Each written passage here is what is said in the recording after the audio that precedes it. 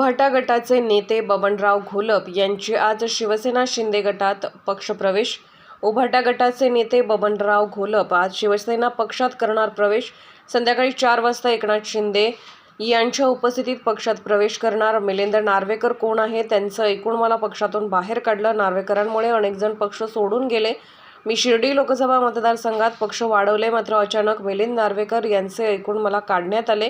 बाळासाहेब ठाकरे यांचे विचार आणि वारसा घेऊन एकनाथ शिंदे पुढे जात आहेत। यापुढे त्यांच्यासोबत मी काम करणार आहे। उद्धव ठाकरे यांची साथ सोडताना बबन घोलप यांचे मिलिंद नार्वेकर यांच्यावर गंभीर आरोप। नाही, नेतृत्व म्हणजे कळतच नाही मला की मिलिंद नार्वेकर कोण आहे, काही संबंध नाही शिवसेनेशी त्याचा। एक सचिव म्हणून आपण त्याला ठेवलंय, त्याचं तुम्ही ऐकता, त्याच्या निर्णयावर तुम्ही निर्णय घेता। पक्षामध्ये एवढले आम्ही 55 वर्ष काम करतो, आमचं म्हणणं विचारात घेतलं जात नाही।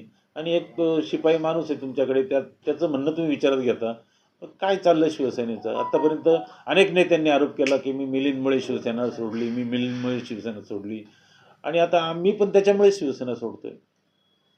असं जर असेल तर शिवसेनेत आता ही परिस्थिती आहे, 40 लोक 12-13 खासदार निघून जात आहे, तरी पक्ष नेतृत्वाला जाग येत नाही का? हे का घडतंय? का आपल्याकडून काही चुका होतात का? त्या सुधारायला पाहिजे का नाही पाहिजे? बाळासाहेबांचा करारी बाणा होता, नुसतं एक राजेबद्दल तक्रार केली, दुसऱ्या दिवशी राजाला काढून टाकलं। चंद्रमणीची तक्रार आली, दुसऱ्या दिवशी चंद्रमणीला काढून टाकलं। हा कोण माणूस आहे, याला तुम्ही एवढं जीव लावताय, पक्ष फुटेपर्यंत तुम्ही त्याला जपताय? मला त्याचं गणित कळलं नाही, म्हणून त्यांचा लकलाप त्यांना हो आणि मी आपला माझा मार्ग शोधला। नाराजी जी आहे आणखी कोणी आहेत त्या ठिकाणी? तेच सांगितलं ना मी, ही जी मंडळी डिस्टर्ब करतात मध्ये चांगलं काम चालू असताना, का? माझं म्हणणंच ते, अजूनही माझं म्हणणं आहे की मला का काढलं तुम्ही? मला जर तुम्ही संपर्क प्रमुख केलं, मी तिथं शाखा बांधतोय, दर आठवड्याला इथून 2-2, 3-3 चक्रा मारतोय, आणि तिथे शाखा सगळ्या संपलेल्या होत्या, पदाधिकारी तिथं भ्रष्ट झालेले होते, तिथं साफसफाई करण्याचं काम मला दिलं आणि ते मी प्रामाणिकपणे करीत होतो। तुम्ही अचानक काढून टाकलं।